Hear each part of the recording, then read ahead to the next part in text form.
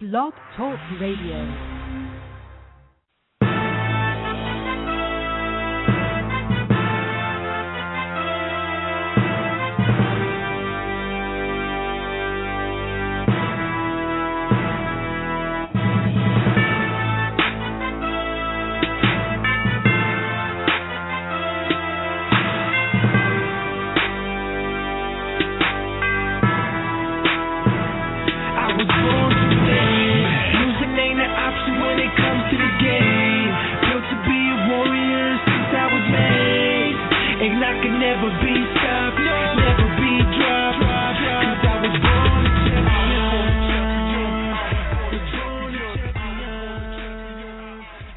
Hello, and welcome back to Real Combat Media Boxing Radio. This is episode 30, and I'm your host, Christy Rosario, here in Los Angeles, with my co-host, Richard Solomon, the boxing prophet all the way in New York City. How are you today, Prophet? I'm great. I have to say I missed you. It was a lonely 2-week vacation, but the fall boxing season is upon us. We now, I believe, have 10 consecutive weekends of nonstop action, and I'm ready to discuss my favorite sport with my partner in crime, so to speak. Yeah, I am looking forward to it, and we also have our media panel host today. He is the ever-popular host from the Left Hook Lounge, Vivek Wallace in Florida. How are you, Vivek? Hey, Christy. How are you guys? Thank you for having me. We're glad that you could come today. We have a good guest, as in you, and look forward to talking about all the topics and everything today. Thanks for joining us. Thank you for having me, definitely. All right. And for live callers, if you'd like to call in, you can call us at 347-324-5998. Our Twitter is at Real Combat Media. My Twitter is at BoxingGirl, BXINGIRL, and at Boxing Prophet 68 for the Boxing Prophet, or just go to Real Combat Media in the search bar on Facebook. Our topics today for this lovely episode will be Cotto versus Rodriguez, Klitschko versus Povetkin, Chavez Jr. versus Vera. All recaps, of course. I'm hoping everybody saw the fights. And we will preview Bradley versus Marquez and Salido versus Cruz, and talk a little bit also about the 24/7 HBO with Bradley and Marquez. And later today in the show, we are going to be talking to WBO bantamweight and IFBA super bantamweight world champion Kaliesha Wild Wild West. And we were supposed to talk to you right now, but I believe he's still working out, so I'm hoping he will come back a little bit later in the show. Our welterweight world champion from St. Louis, Alexander the Great, Devon Alexander. But since he can't come on right now, I want to just jump to the topics because I know we have Prophet here who's like pounding at the chomps or whatever you want to call it to talk about all that's gone on. Why don't we start, though, with Cotto and Rodriguez? My boy won. I was so excited. I mean, you know what? I really enjoyed Devon Rodriguez. I loved when he was on our show. What a guy, a great boxer. But Cotto, now that is just my guy, I have to tell you. And the fight for me was just fantastic. You know, Cotto is back. So before I go into how I felt about it, because you know I love him and I'm so biased, Prophet, what did you think? I thought Miguel Cotto, if for one night only, turned back the hands of time. He looked great. His left hook to the body was awesome. And, you know, you could say what you want. There are detractors out there, but the fact remains, Miguel Cotto may not be or may never be as popular as Felix Tito Trinidad, but in Puerto Rico or in the States, but he's never embarrassed himself. You know, he fought well against Floyd Mayweather. In the early parts, fought well against Pacquiao. The Austin Trout fight was competitive, and even Margarito with the loaded gloves, Cotto went to war with him. So here's a man that'll give anyone a tough fight 365 days a year. And, you know, he looked great. Delvin Rodriguez was the opponent where he should look good, and he did look great.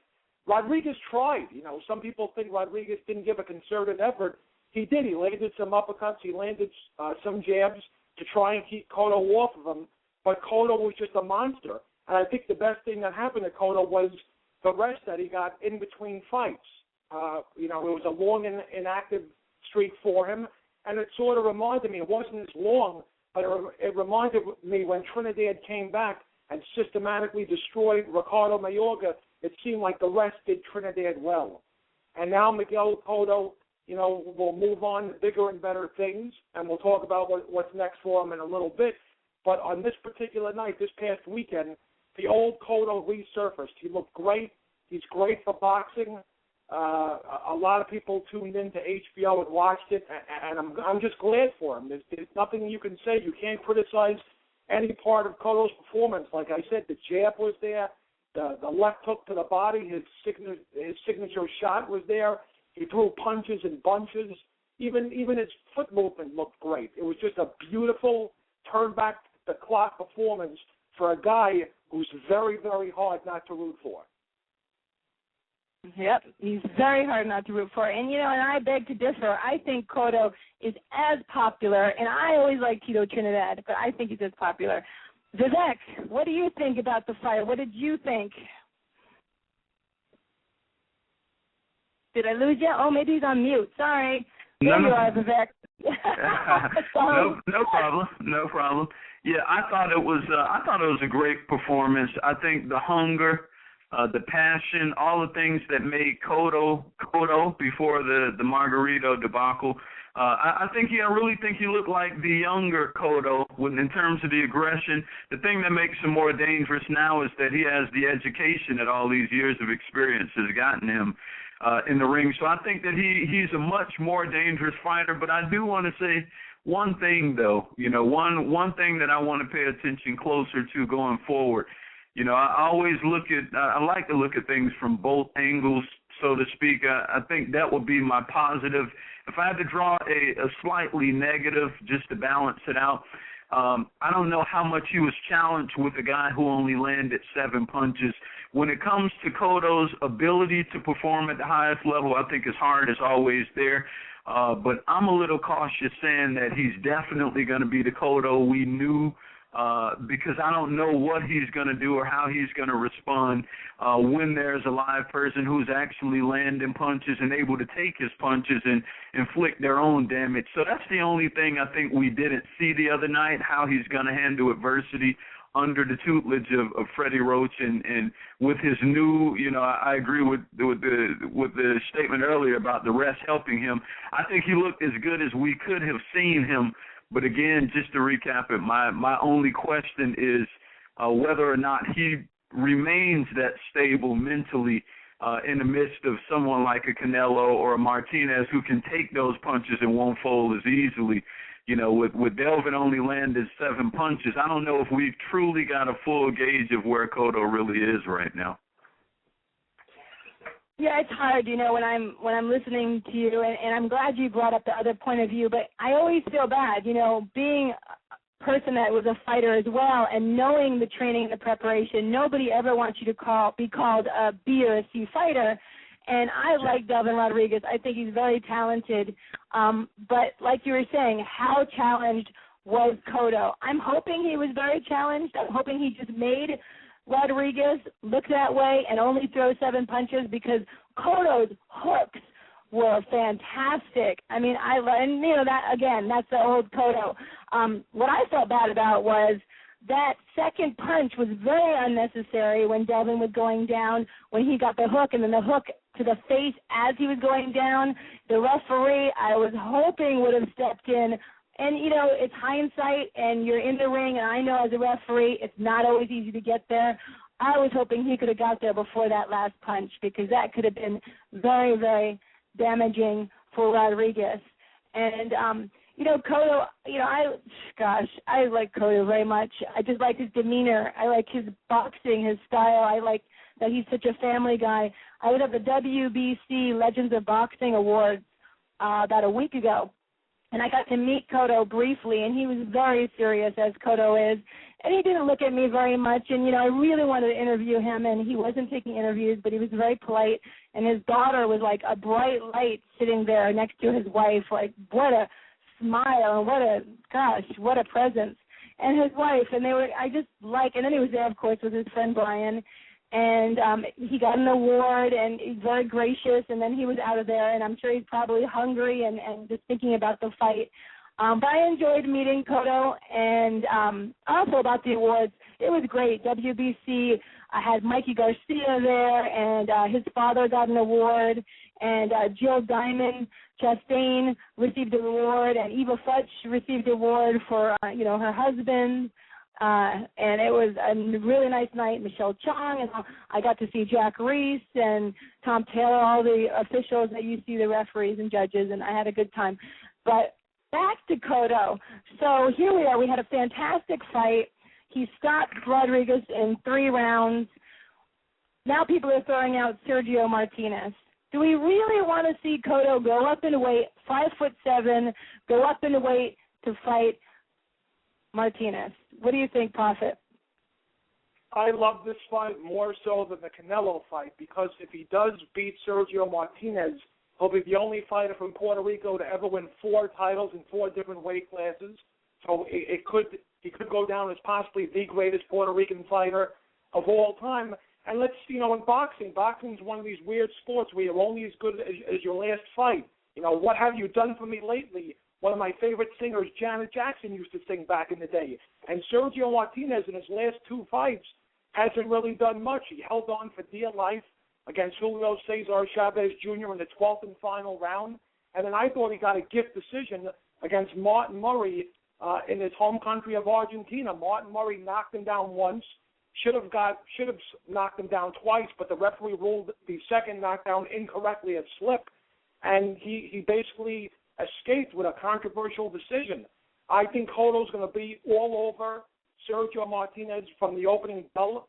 Rumor has it that the fight will be in the New York, New Jersey area, so there'll be plenty of Cotto fans on hand for the fight. And, Sergio Martinez is no spring chicken. He's up there in terms of age. I think if he can show lateral movement and throw jabs and move around the ring, he can give Cotto some fits. But if he's stationary and he continues to battle those injuries, especially the knee injury, Cotto's going to chop him down. And I just think, Canelo's coming off a loss to Mayweather. It doesn't behoove Canelo to get into the ring with Miguel Cotto right away. Maybe he takes a tune-up fight. But in terms of, from a monetary standpoint, obviously Cotto would make more money fighting Canelo than he would Martinez, because Canelo is the draw. But in terms of cementing your legacy, if Miguel Cotto really wants to prove to the boxing world that he's a great fighter and he is a future first ballot Hall of Famer, this win, if he does pull it off against Sergio Martinez, would absolutely, positively cement his legacy. It's almost the type of fight where he has everything to gain and nothing to lose. Whereas the Canelo fight, it's more, it's a bad proposition for him, if he loses. But I love the Martinez fight. I think it's a good fit for him at this stage of his career. What did you think, Vivek? I like the fight. I think that's a very good fight. Like Prophet mentioned, there's definitely a major historical element to it, and I think that will be a very good day. I noticed, according to what they're saying, it's supposed to happen that weekend of the Puerto Rican parade up there in that area in New York. So I think that that's going to be great. It's going to be great from a historical standpoint. But one thing that I think about as well, Cotto will go into that fight, I think, with a lot of pressure on him. You think about the last time he was there, and correct me if I'm wrong, because I don't remember if this was specifically, but I'm thinking he lost to Trout in New York. Was New York, right? I want to say that was Madison Square Garden, but either way it goes, I think up there with I'm sorry, go ahead. You are right. It was Madison Square Garden against Austin Trout. That's true. Yeah, exactly. Because I remember hearing the backlash about his, I won't use the term depression, but apparently he was pretty torn and distraught about, quote unquote, letting his people down. So I think that that's a fight that he'll go into, you know, his historical implications. He has his people there. It's a lot of pressure going into that fight, and that goes to what I was saying earlier about the mental element and how well he handles that stage against an elite fighter. I think that he has a better chance against the aging but still somewhat dangerous Sergio Martinez than possibly Canelo. And if there's anyone who can expose that age, it's a fighter like Cotto. I really, personally, I wish we would have gotten a chance to see him in another fight under Freddie Roach. This goes back to what I was saying earlier about the fight with Devon Rodriguez. I don't think he got enough work in to really sharpen his metal, so to speak, under Roach. And you go from a situation where you almost have a sparring session to a fight where it's like all these bright lights, all these people, it's going to be in the stadium. I mean, that's like going from, you know, your living room to the Apollo Theater. It's a big, big difference, and it's a much different crowd. So, again, I think all the pressure will be on him. So I just hope that his mental state is right as he embarks on a mission that big, because you know, that's not the place that you want to let people down either. Definitely pales in comparison if he felt that way about Madison Square Garden. And in this case, you're looking at what they're probably expecting 40,000 plus. So that's a big stage. Wow, 40,000 Puerto Ricans yelling. That's quite exciting. That's called a fiesta. You are right. You are right. And, you know, we have a couple of callers, and I want you guys all to hold on, but Devon is actually ready, so I'm going to go to a commercial. We're going to get him on, and then we're going to continue all our awesome conversations and topics. So don't go away. We will be right back with Devon, the Great Alexander. We will be right back. This is Real Combat Media Radio. Check us out at realcombatmedia.com. While you're there, check out the Feed the Poor link on the bottom of every article, and you can send a donation if you're interested. That is, once again, on the bottom of every article as well as on the top of the website. If you are an MMA, boxing, or fitness business and interested in sponsoring our website or radio podcast, send us an email. Advertising at realcombatmedia.com. Once again, that is advertising at realcombatmedia.com. Make sure to check out the Real Combat Media MMA and boxing store at the top of the menu at realcombatmedia.com. We carry a collection of products. We have the Cardio Mask, which is excellent for all fighters, endurance athletes, and serious fitness enthusiasts. Once you are in the Real Combat Media store, click on the banner on that page. We also carry Alpha Brain. Alpha Brain is a great and natural product which activates your brain's neurotransmitters and helps you think more clearly, which improves brain function. You can also purchase the world's healthiest plant protein, which comes from hemp. There are many other products online on the online store, and click on the On It banner at the Real Combat Media store, and you can purchase Alpha Brain and other health products. Use the discount code Real Combat Media, and you will receive 10% off at the checkout store on the On It. That is ONNIT on the banner at Real Combat Media store. Buckle up. Here we go. Let's get this show started.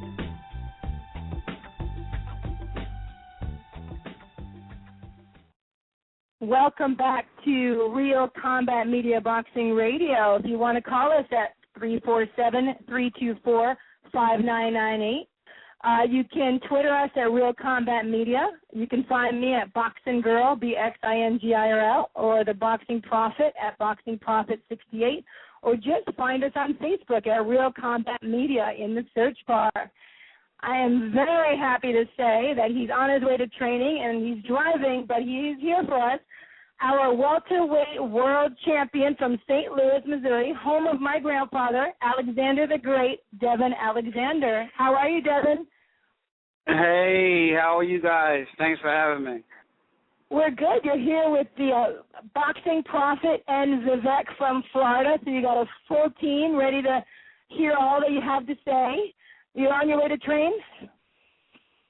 I am on my way to strength training now. You know, the work never stops. You got to keep going and going and going, you know, till you get to where you want to get to. So the work never stops. I know that about you. And you are getting ready for December 7th, hopefully with Amir Khan. Is that correct? Well, a lot has changed since then. You know, the Khan fight is definitely not looking like it's going to happen. So we're just working on something else right about now. I really can't say too much about it, but I'll be announcing it pretty soon. But it looks like the Amir Khan fight is definitely off the table. I'm sorry. You know what? That really stinks. I know you were looking forward to this, and now Amir Khan looks like he's just looking for the big payday, isn't he, with Floyd Mayweather? Is that what's happening? Well, that's what it looks like. But you got to fight the best. And if you haven't proved yourself, I don't see how you can even say you want to fight the best. Amir Khan's the average fighter. Every time he steps up to the challenge of a top level guy like myself, he loses. Go back to his resume. Who has he beat? Zab Judah. Zab Judah's pretty, on our way out. That's about it. On his name. All the top guys he has fought, he lost. So, I guess if it works, whatever his team's doing, if it's working for him, then so be it. But, I want to fight the best, and, that's what I do. But doesn't it hurt the credibility of boxing when an undeserving opponent gets to fight Mayweather just because he has the whole European appeal when there's someone like you that is so deserving? Well, yes and no, because I understand the business side of, him wanting to take the fight. Because of the UK TV over there, I understand. But, what's Amir Khan theme after that? What can be the theme of the fight? Is what I'm trying to figure out. What are you going to say? I mean, with Canelo, and Mayweather, you had a theme, 2 undefeated guys, at the top of the game. So what can you say about Amir Khan? What has he done to deserve a shot? Is what I'm trying to figure out. So, if it happens, it's not any guarantee that Floyd is going to fight him. They throwing it out there, but it's not any guarantee, they're going to fight. He's just hoping that Floyd, take the bait and hopefully get it done. So, hey, I'm moved on, and we're trying to see what's next. Well, what do you think? Do you think the fans should demand that you are the one that fights Mayweather, fights Floyd next? Well, you have some yay-sayers, you have some no-sayers. You got people that want to see it, people that don't see it. It's fans. This is business. This is boxing. So some people like it, some people don't. But, I don't mind proving myself. And I think me and the Amir Khan fight would have proved, to the fans who can be next with Floyd Mayweather. But I guess he wanted the easy way out, And I don't mind proving myself with no top guy they bring at me. You guys can look at my resume, and you guys can see that I don't care. So, but, like I said, this is a business, and, whatever their team came up with, that's that, But, I think at the end of the day, the paper champions are going to outweigh, or not. It's not going to last. They're gonna fade away. And the real champions and the stronger champions are going to stand, and they're going to see who was real, and they're going to see who's the best for real. Because at the end of the day, that's all you got.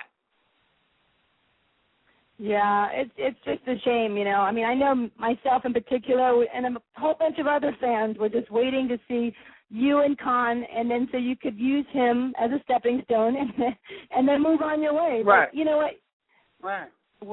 It's boxing. I mean, like that's you what said, it was going to be. That's what the Khan fight was going to be, a stepping stone to show people that I am ready for Floyd Mayweather. But we got to take a different route. Khan chose to take a different route, and so that's what he's going to do. Well, okay, even though all this chaos has been happening with this Khan fight, how is the preparation going? Are you still able to keep focused? Devon, did I lose you? Uh-oh. I think I lost him, but hopefully we'll get Devon back. I always have a hard time when Devon and I get on the phone together. But on the radio, it is okay. We will. Let me get back. Boxing Prophet, are you there? I'm here. So, well, why don't you comment about what Devon was talking about, and I will try and see. I think he's driving, so we'll try and get him back on the phone. Why don't you tell tell us what you think of what Devon was just talking about. Yeah, I think it's a total miscarriage of justice if the Khan-Mayweather fight materializes without Devon Alexander first facing Amir Khan. In his last fight, Khan's last fight, he fought Julio Diaz, who was way past his prime. Diaz knocked Khan down once, had him out on his feet on more than one occasion, and quite frankly, Amir Khan was lucky to escape with a victory over a shot, I would dare say, Julio Diaz. And because of his popularity in Europe, and you saw the weigh-in with Canelo, Floyd Mayweather getting chummy with Amir Khan after the weigh-in, hugging him, and that's when I really had my doubts and suspicions whether or not the Khan-Alexander fight would ever materialize.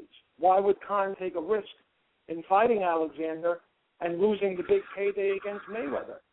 And well, you know what, Prophet. Well, we have Devon back on the phone. So why don't you ask him or talk to him about what you were just talking about? Devon, you're back, right? Yeah. Okay. So Prophet, why don't you? Yeah. So now you can aim your questions to Devon. Yes, Devon, I was just wondering, I saw the weigh-in with Canelo and how Floyd was very chummy with Amir Khan, and I knew right then and there, why would Amir Khan, a fighter who got knocked down in his last fight against the shot Julio Diaz and was lucky to escape with a victory, why would he risk fighting Devon Alexander when he can, just get the payday right away against Floyd? When you saw the fight against Julio Diaz, you must have been licking your chops that this Khan fight's going to be easy for me. Right. I understand where you're coming from. Like I said, his team definitely came up with a plan. They figured, the risk is too high. They doubt, his chin and his ability, and I understand all that. I understand, but this still boxing, and whether you get knocked out, it's still going to show in the ring whoever you fight. You can keep fighting tomato cans all you want, but the public's going to say, okay, he hasn't fought anybody. Okay, when is he going to step up and fight somebody? So, he can get by. Like I was saying, he can get by for now, but pretty soon he's still going to have to step up and show what he got, and you can only get back for so long. Well, for the record, if that Khan-Mayweather fight materializes, the Boxing Prophet will boycott his first ever Floyd Mayweather fight. I will not pay a dime, and I will boycott that fight if it ever comes to fruition. But for me, and you can, of course, tell the audience, to me, your breakthrough fight, the fight that defined Devon Alexander, was your virtuoso performance against Marcos Maidana. I thought it was a clinic on how to box and throw combinations in bunches, and the way you beat him with ease. And Maidana actually gave Amir Khan fits. Do you think that was your signature with the fight against Maidana? I definitely think that was one of my signature wins for sure. And plus it was at 147. I came off of two lackluster performances with Matisse and Bradley, and people was like, man, I'm starting to have my doubts about him, but I came back stronger. I didn't have to lose all the weight at 140. I was comfortable at 147, and you show that. And you see every fight I'm steady learning. I'm steady getting better and better. And my Dino fight was definitely a signature because nobody wants to fight him. Nobody wants to fight him because he's a hard hitter. They say he's, a brawler and he'll knock you out. And I say I'll take on a challenge, and that's what I did. And we're going to do a preview of this fight later on in the show, but Timothy Bradley, Juan Manuel Marquez, any thoughts about that wonderful fight coming up this weekend? Who do you like in that fight? That's a good fight, Bradley, that fight, the last fight he had, could take a lot out of you. You mentally you can be like, man, what should I do? Should I box? Should I stay there and slug like I did with Pavatnikov? What should I do? And with Bradley, you just never know how he's going to respond to that. But he this is the final week, so he better come up with something. But I see Marquez being he's a sharpshooter. He knows how to counter good, and I don't see Bradley as a pure boxer with skill, but he can box. So I really can't call that fight. If Marquez shows up old, Bradley can definitely get him. But if Marquez is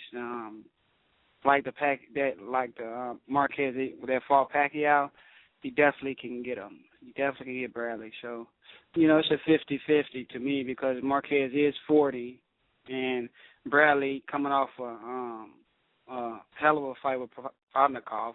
You just never know. So it depends. All right, let's give Vivek Wallace a chance. Okay, go ahead, Vivek. So, Devon, how's it? Devon, thank you for joining us, my man. Wanted to ask really quickly. I'm listening to you talk. I'm listening to Prophet Chris, to everybody. I don't want to throw anyone in the middle of this conversation that doesn't want to be in the middle. But my own conversation with someone involved in this whole thing basically was said to me that there's a reason why we haven't seen Floyd Mayweather in Cowboy Stadium or in L.A. or some of these other places, New York, and it all came down to the tax codes, and that the tax code is actually a bigger issue going across the pond. So that fight is not nearly as close as speculation seems to make it sound lately. I mean, from what you're hearing, being that you're the one directly in the middle of this, are you, if you can speak on it anyhow, are you hearing enough to make you think that fight is totally dead? Because what I'm hearing on the other end is that unless there can be a guaranteed purse that will match what Mayweather's used to getting, whether that many seats are purchased or not, then there won't be a fight. So, I mean, what are you hearing so I can kind of fact check what I'm hearing? Well, I mean, as far as me is concerned and my team, Khan's looking to go a different direction. Khan is definitely not trying to face me December 7th. Too much time has gone past. It doesn't take this long to sign on to fight anybody if both parties agree to, fight each other. So it doesn't take that long. My team is saying, and I'm not a manager, so my manager deals with, the negotiation, all the managerial type of stuff that he does, and I'm the fighter. He tells me what's going on, and I can bicker, I can say, okay, let's get this done. But at the end of the day, Amir Khan and him have to say, okay, we're going to fight, So I just think personally they trying to do something different. Personally, I think they trying to take an easier fight, less risk, a softer puncher, less risk. And, I mean, I can't blame him for that. I was really looking forward to fighting Khan, actually, because it will see who can, face Mayweather next or possibly face Mayweather next. So that's what I'm hearing. That's my personal opinion. And, hey, I'm going to continue to worry because I know I'm fighting, soon, still in December, so or November, so it just depends. So I'm going to continue to keep working. My team is working, and you guys will know something pretty soon. Okay, Devon, I have a caller, so let me see who's calling, see if they have a question for you. Hi, this is Christy at Real Combat Media Boxing Radio. Who is this? Hello? I hear breathing. Are you there? It's not exciting. Are you there? I guess not. All right. Well, you could have asked Devon a question, but I'm going to get rid of you now. All right. Let me see. maybe they got nervous. Maybe they did. Do you make people nervous, Devon? What do you think? I don't know. I mean, I come off pretty nice. I don't know. I think you're very nice. I actually was just at the PAL tournament, and I was thinking about you because I think the last PAL, like I told you, I was refereeing you and you won. So it was kind of like memory. Yes, big. And a big shout-out to Stephen. He was the heavyweight that won the tournament, Stephen Shaw. Kevin is working with him now. He won the championship, which is good. He's on his way. He's a good, solid heavyweight, with skills and power. So you guys should look out for him. That's excellent. Did you get to see any of? They were doing the live web streaming. Did you get to watch his bouts? I did. I saw it. I want to say Tuesday. I checked it out. Tuesday or Wednesday, I did check one of the couple of other fights out, and they was good. They were some good fights. You know, the new talent is coming up, the new generation. Oh, I know. Oh, we had great fights. Did you by any chance get to see Queen Underwood and Michaela Mann fight?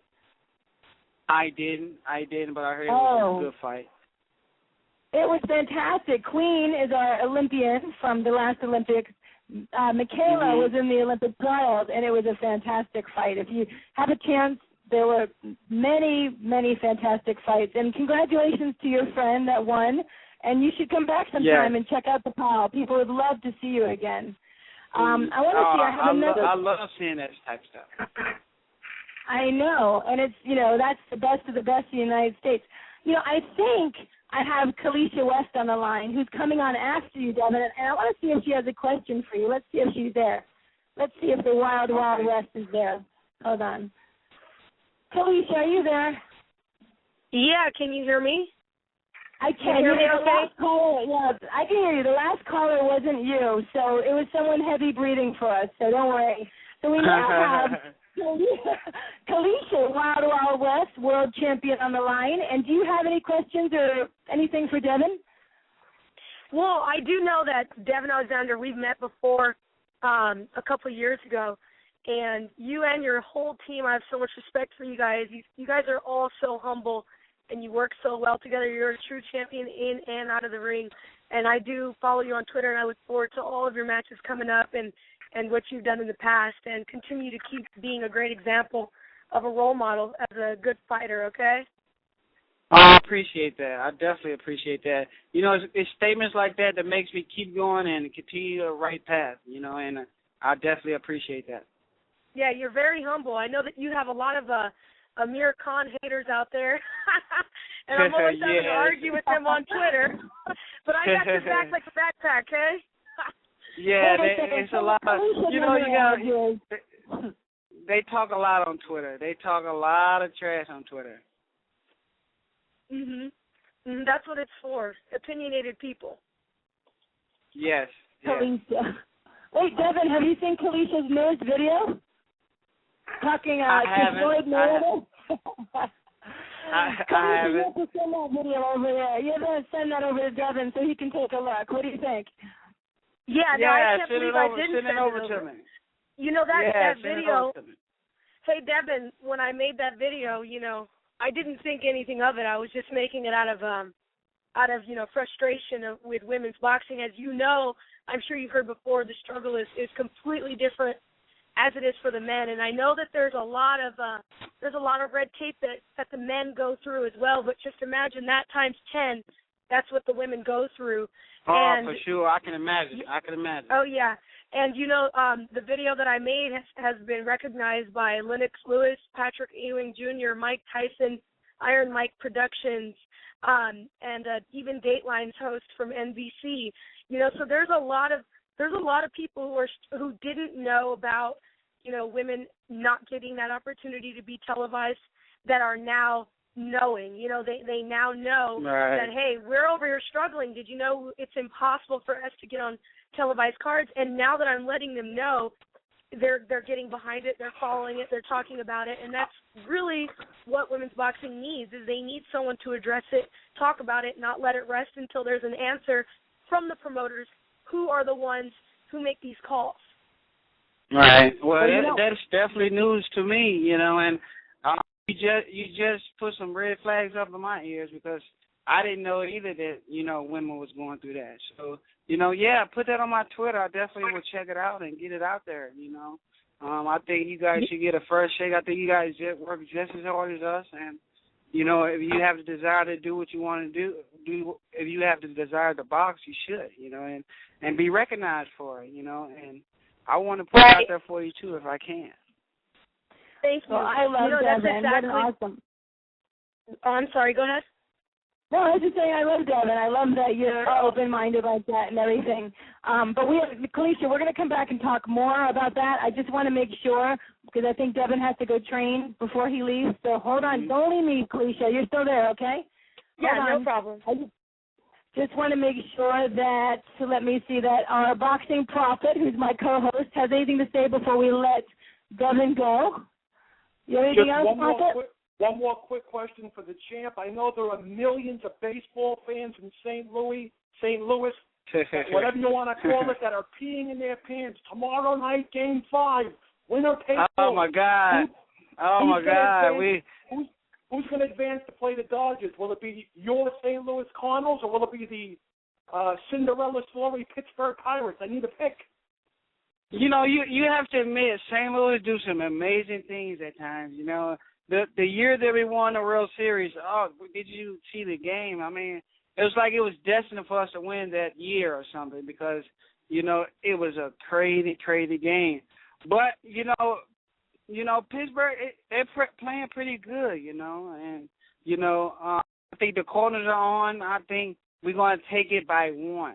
I think it's going to be a close game, but I think we're going to take it by 1. I think St. Louis will come back home and do what they have to do because I know when they're under pressure, they play better, and I think we're going to take it. What do you think?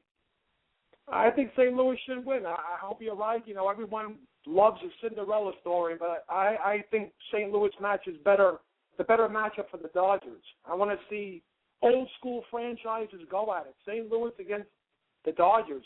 Doesn't get any better than that with a trip. Oh, you can't get no better than that. I love it. Well, I got to ride with the Cardinals all the time. You know, I'm from St. Louis, and they are good. I'm not just rolling with them just because I'm from St. Louis. You know, they are good, and they manage to somehow get themselves in a good position every year. So, you know, you can't beat that. Well, awesome. Well, good luck on your St. Louis's baseball, right? I mean, you're talking about the baseball. No, I'm just kidding. I know it's baseball. Yes. I would love to see St. Louis against the Dodgers. And hopefully, is it supposed to be in L.A. or St. Louis? I'm not sure. You know, tomorrow's the final game for the Cardinals and the Pittsburgh, so we'll see. Okay. Well, if the St. Louis wins and you come to L.A., make sure you say hello to us because I'm out here in L.A., and I and I want to thank you so much because, you know, it's great to hear from you.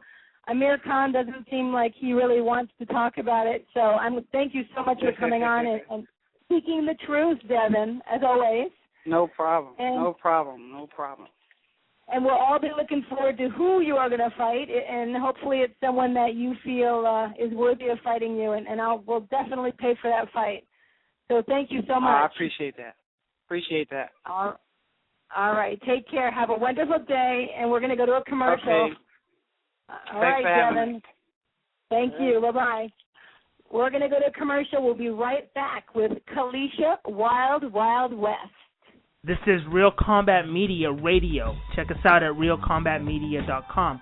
While you're there, check out the Feed the Poor link on the bottom of every article, and you can send a donation if you're interested. That is, once again, on the bottom of every article as well as on the top of the website.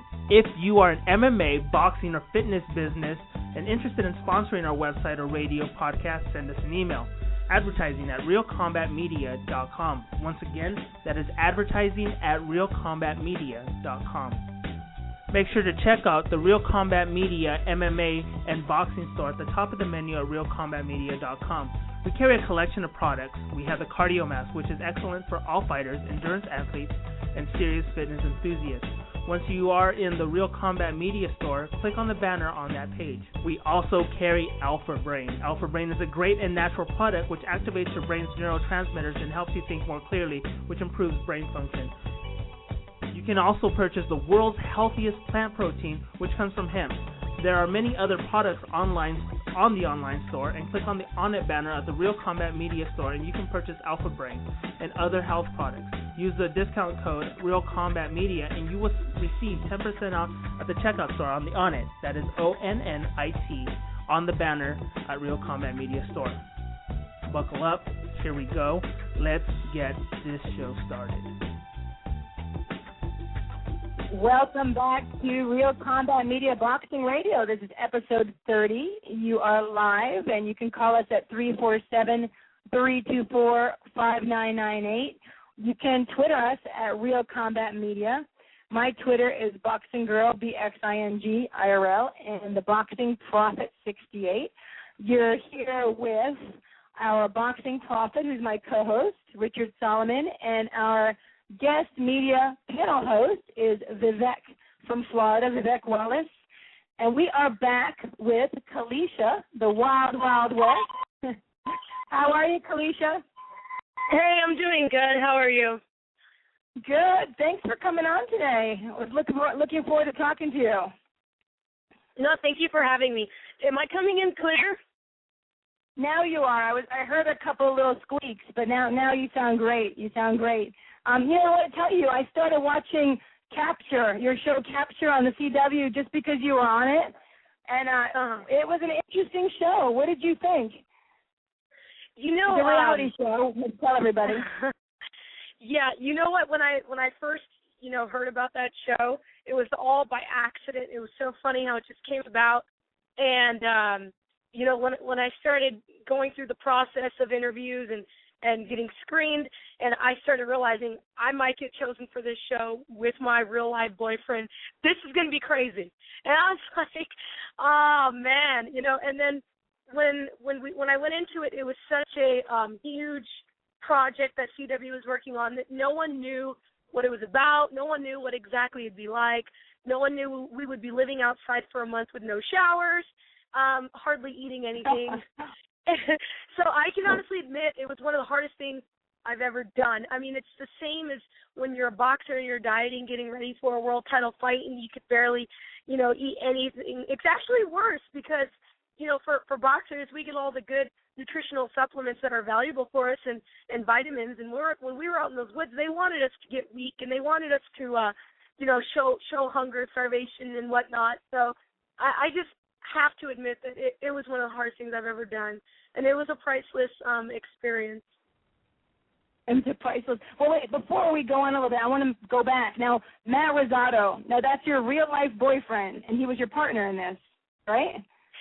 Yeah, me and him, we were together for a year and a half before we went on to the show, and the interesting thing about us, because every team had something interesting about them, whether they were in parkour, friends without benefits, or two twins, or the track stars. He's an MMA fighter, and I was the boxer, so we were considered the fighters, the couple that fights and stuff, and they really played that out to the 10. Yeah, that's really cool though, because I wasn't sure. I was like, okay, it's a reality show, but maybe they're just kind of saying that you're a boyfriend, because I didn't think your dad, Juan West, would even let you have a boyfriend, even now. I know how strict he is, Kaliesha. You can see through the grapevine. You can see through the thin lines. Yeah, my dad, he was really strict growing up when I was in high school. He started letting back, when I moved out about 3 or almost 4 years ago. I moved out, and from then on, when you move, you do what you want to do. You're considered an adult. And he actually gets along with my boyfriend, though. He really likes him. He accepts him, and it wasn't anything to my dad. It wasn't a big deal anymore. He let me grow up. Oh, he let you grow up. Okay, well, I don't know. I heard otherwise, but I'm glad that you say that here on live radio for your dad. But he's funny. He's a good guy, and I think he was smart keeping the leash on you so you couldn't get in any trouble. But that's Capture. Yeah. Well, yeah, I can honestly admit that I'm 25 years old now, and I know when I was younger, if he allowed me to do whatever I wanted to do, I would have made a lot of mistakes. So I'm thankful that he kept that leash on me and kept me grounded, because now I see things differently than I did when I was in my teenage years. I see things, way different, and there's a lot of dumb things that happen, and I'm just glad I didn't get caught up in that when I was younger. No, I know you didn't. I mean, because, I've known you for years since you were boxing as a little girl, and I always saw your dad with you. I never heard or saw anything, And I know now you can appreciate it. Like someday my young son will appreciate me. But back to capture. I was watching it, and like you're saying, there's the parkour. Then you have the twins, the little English girls, and you have the pretty girls, and you have the not so pretty girls. I mean, it was kind of interesting. Was it kind of like a Hunger Games kind of thing where, you know, I meant it's like Hunger Games, right? It was. If it was like Hunger Games, there would have been a few teams that had it coming from me. No, I'm just kidding. I'm just kidding. But no, it was completely. You know, it looked every time when someone saw it, they thought Hunger Games because of the whole scenery in the woods running out from the starting gates. But the actual concept of the game was completely different. It was a political game. You know, it could go either way. In Hunger Games, it was up to the game masters. In this, it wasn't only up to the game masters; it was up to the politics in the village. So, you know, the twins, they made an ally with the red team, and they were carried throughout the whole competition because of that. You know, they would make side deals with each other, and so it had to do with a lot of politics.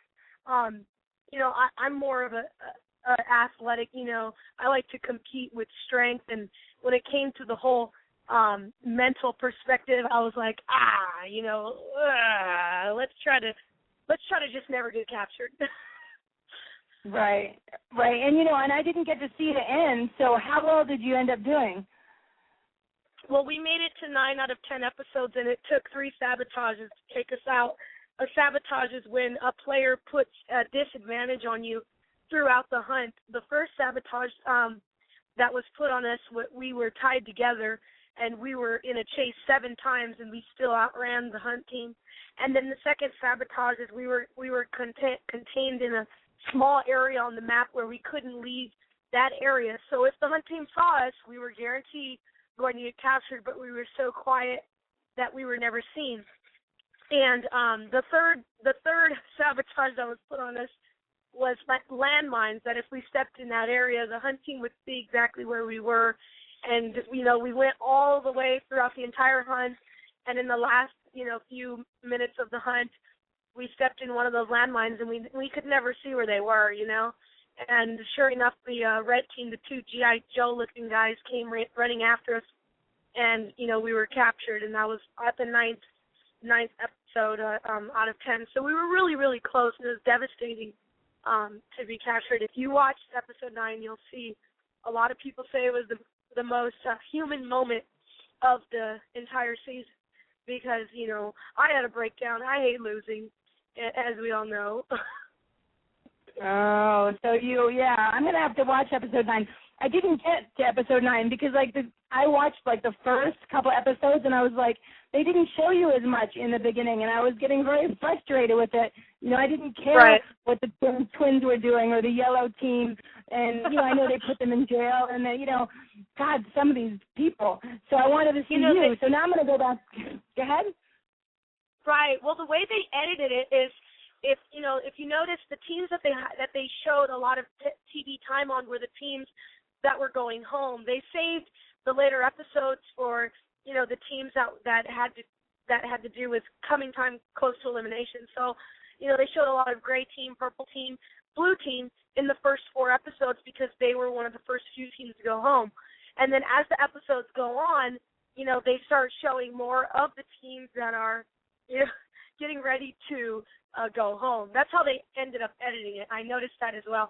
It was so many people. There was 12 teams of 2, and you had 1 hour to put everything, you know, together. And it was amazing how they did it because to us it felt like forever. And it was 2 days of running in the woods, being in the freezing cold, waking up with no food, no sleep, you know, and they put it all in 1 hour. Wow. You know, it's funny because I've always wanted to be on Survivor, which to some people seems miserable. But like that game, it's also a game of politics and having to be nice to people. And I keep thinking either I would do really well or they would vote me off the first time. You know, it must have been kind of hard. Yeah, no, you know what? The thing is I used to think like that as well. Like I used to think, oh, man, if I was there, I would do this, or if I was there, I would do that. But let me tell you, when you're there, you don't know who to trust. You don't know who's lying. You don't know who's in cahoots with who. You just met these people. You've only known them for a day, and there was a lot of things that happened that were just pure, wrong or shady, as I would say, and it makes you just want to keep to yourself. It really makes you want to isolate yourself. You have cameras and microphones on you 24/7, and it's like under those circumstances, everything changed, and there was no you time to just relax. It was all 100% game for a month straight. And you didn't get that $250,000, I guess, Kaliesha, huh? No, which is devastating. No.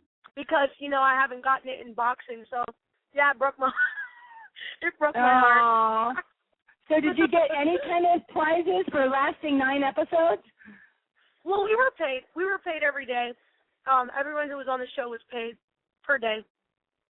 Oh, good. Well, at least you got paid, and you couldn't train at the time. So what about the boyfriend? Did that survive the month?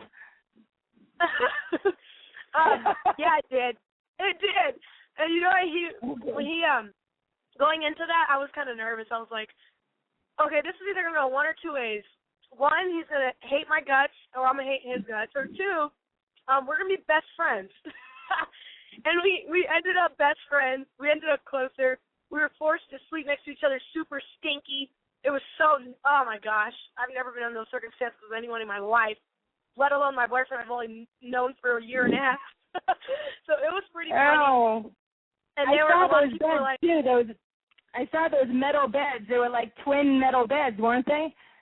Oh, those things were horrible. Yeah, and me and him both slept on one bed because it was so freezing that if we slept on opposite sides, we wouldn't even sleep. It'd be so cold. So, I was rolling off on the floor sometimes, and then there's bugs and spiders everywhere.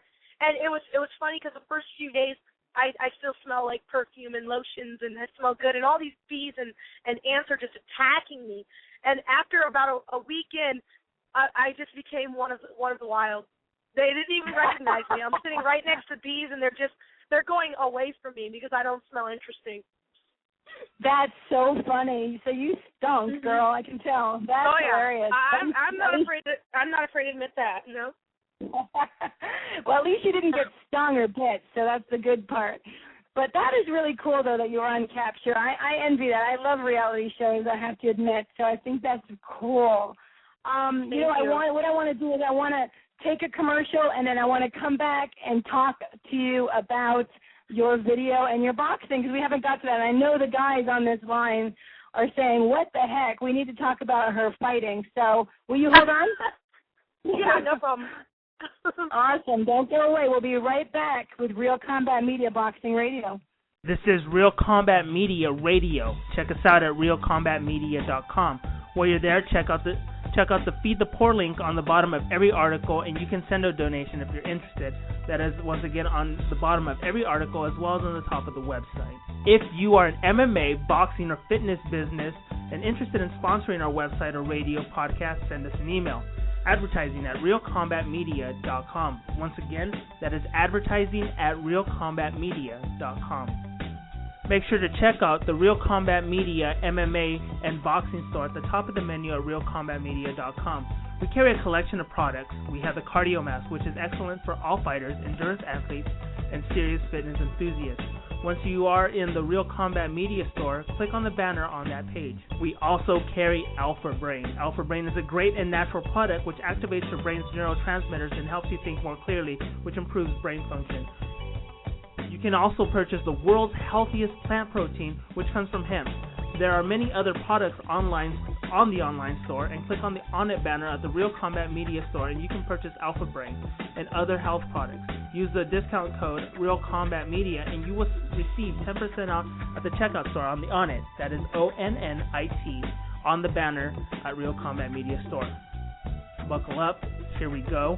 Let's get this show started. Hello and welcome back to Real Combat Media Boxing Radio. This is episode 30, and I'm your host, Christy Rosario. I'm still here with the boxing prophet and Vivek Wallace from Florida. You can call us live at 324-5998 at Real Combat Media. And that's where you can Twitter us. And you can just check us out on Facebook at Real Combat Media. We are here with Kaliesha West. But before I get to Kaliesha, I just want to tell you all a little bit what's happening coming up. We have great fights coming up. We have on pay-per-view this weekend Timothy Bradley and Juan Manuel Marquez. We have October 19th on HBO, Mike Alvarado and Ruslan Provatnikov. We have Bernard Hopkins versus Carl Murat and Peter Quinlan versus Gabriel Rosado on Showtime on October 26th. We have Triple G, Gennady Golovkin versus Curtis Stevens, November 2nd on HBO, I believe. I didn't even have that here, but I think it's HBO. Rocky Martinez versus Mikey Garcia and Nonito Donaire versus Vic Darshinian, number 2 on November 9th on HBO. Andre Ward versus Edwin Rodriguez, November 16th on HBO. Manny Pacquiao versus Brandon Rios, November 23rd on pay-per-view in Macau. And in December, we're looking at Zab Judah versus Paulie Malignaggi and Adrian Broner versus Marcus Maidana on Showtime. So we have all of those great fights coming up. But here we have a great fighter, Kaliesha, Wild Wild West. How you doing, Kaliesha? You still here? I think I hear you breathing. This is not Kaliesha. Let's see. I think I got the wrong line. Let's see. Maybe this is Kaliesha. Kaliesha. Yeah. There Can you you hear me? are. I was sitting there talking. You were saying that you heard breathing. I said that was my dad breathing. He's sitting right next to me. I'm glad your dad's breathing. That's good. Oh, my gosh. Tell him that he needs to stay single for a while. No more wives, okay? You said you need to stay single for a while, okay? No more no more wives. No more wives, okay? Oh, my gosh. No. You said he gave up on that. Okay, good. Good choice. I like your dad. He's great. He's great. But you know, I want to get into your video because I have a couple of guys on here. I know who, one in particular, they have strong opinions on your video, and I think it's no, but it's good. You know, you want people. That's what makes people listen is when you have people that don't always agree, right? And people that agree. So then people will be like, oh, my God, let me go to Twitter. Let me go and find it. So this is going to make it even happen more, Kaliesha. So tell us, what possessed you at 8 in the morning to talk about Floyd Mayweather and that we're not getting enough money as women fighters? You go. What made you do this? Okay, well, you know what? First off, I was awake at 8 because I was dropping my lovely little sister off for school because I'm an awesome person and I dropped my little sister off. Awesome. And I checked my Instagram, and I seen a photo from Awad's, he's an MMA fighter, Awad's profile, and he said, you know, I think I'm in the wrong sport. And he took a picture of a Golden Boy promotion check written out to Floyd Mayweather for $40 million. Now, the first flashback I had immediately was when I walked away from my world title fight and I grabbed a check from Golden Boy Promotions that was written exactly the same way, but it said $2,500. And all I was thinking was, hey, I won by knockout. You know, hey, I sold 500 tickets because they made me, and I didn't even get a face or a name on the poster to publicize my fight, and I had to publicize my own fight, promote myself to sell 500 tickets. You know, and it's a shame that women are treated this way just because they are a woman. That is just as bad as being black and white. Because I'm a woman, I'm not going to be televised. I'm not going to get paid. I'm not going to have any type of notary. Just because I'm a woman, because here I am doing exactly what the men are doing. I mean, am I wrong? No, you're right. Because we're women. You know, I mean, it's many, many different things that we do, not just fighting, but because we have vaginas, people don't always appreciate us, you know. Okay. So I understand what you're talking about, you know, and I love men and I appreciate them for all they can do. But you know, I wish people just wouldn't look at gender, just like they wouldn't look at color, Kaliesha. I know, and that's why when I made the video, and I didn't even do a second or a third take. I didn't write anything down. I didn't try to prepare myself. I just spoke right from the heart. I spoke with a lot of passion because I wanted to stir up controversy. I knew putting on that title Floyd Mayweather. I was going to get a lot of Floyd Mayweather haters out there who are pro Floyd Mayweather, and if Floyd decided to pee on the concrete outside, they would all follow. I mean, that's just what type of diehard fans they are. So I knew I was going to get those critics, but at least they were listening, and at least they heard my opinion, and I'm glad that I got it, and I want to continue to stir up controversy until I'm heard. No, they wouldn't follow, Kaliesha. They'd lick off the pavement. What are you talking about? They would do anything. I know what. There's over 200 comments on there from Floyd Mayweather on that video. There's over 200 comments of people. If you check them out, they're nuts. I mean, I looked a little bit, and it's like go back to the kitchen, beat Floyd stripper. You know, there's a lot of men. Wow. And if you look at the ratings, it's 82% male profiles who are commenting. Well, what gets me is that, you know, Layla McCarter, who's an excellent world champion herself, has been, you know, friendly with the Mayweathers, has been at their gym, and they never put her on their card. I just don't understand it. That would be quality fight, just like you, quality, you know?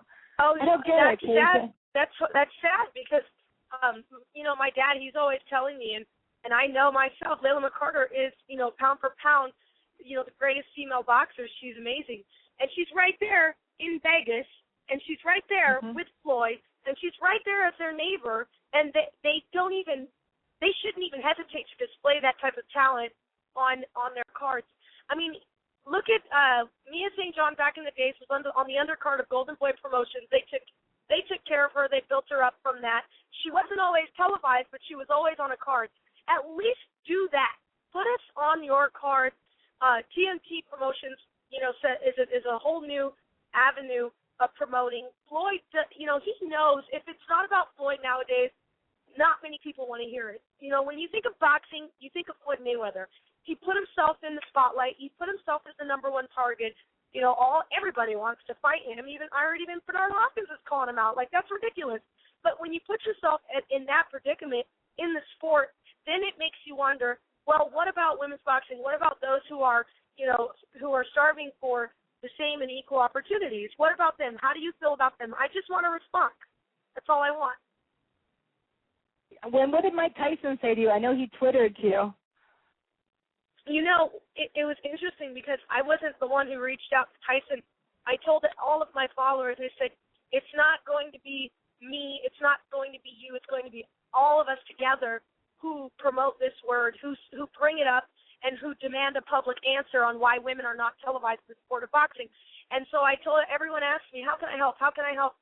I say, well, number one, follow all of my social media networks, because once I gain 500,000 followers, you better believe I'll have a voice. Number two, you know, if you can reach out to anyone out there in the industry, whether it's a celebrity with a following, a professional fighter with a following, reach out to them, address them, let them know what's going on, and ask for their opinion on it. Just like Devon Alexander said earlier, I had no idea it was that bad. Wow, I want to tweet that out right now. There's a lot of people who have no idea. Jackie Baker, who's an amazing person who's been following my career for years, and her daughter, you know, I'm her daughter's number one role model. She tweets me all the time, and she was the one that reached out to Mike Tyson, and she was the one that said, hey, check out this video. Please tell me what you think. And what you feel, how do you feel about this? And Mike Tyson replied and said, you know, I support all boxers, whether or not they're male or female, and Iron Mike Productions will look into this. Not only did he say that, but today he's having his episode air on Fox, and I had retweeted it and said, everyone needs to watch this because Iron Mike supports women's boxing. That's a standing ovation right there. Have respect for the champ. He's legendary. And I was just giving him a shout out. And he even took that message and retweeted it to his followers once again. And, you know, over 20 people replied and tweeted me, hey, when are you fighting on TV? When are you fighting on TV? When are you fighting on TV? Because Iron Mike Tyson did that.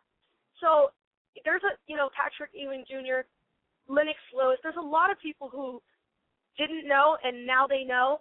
And even NFL reaches out to football. NFL star Mike Turley. He had no idea either.